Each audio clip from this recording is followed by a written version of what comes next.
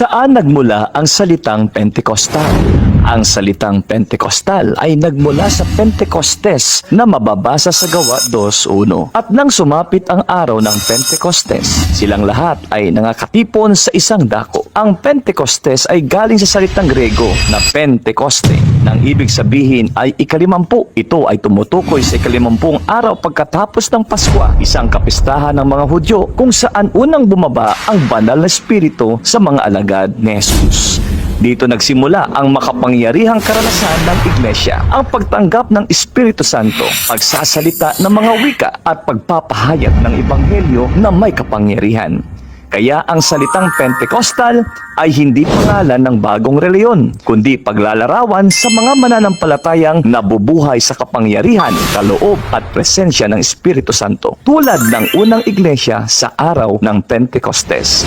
At mapuspos silang lahat ng Espiritu Santo na nagpasimula silang magsalita ng iba't ibang wika ayon sa ipinalabas ng Espiritu sa kanila. Gawa 2:4. Pagpalain ka ng Panginoon, maging dagdag ito sa iyong kaalaman. Happy Rapture.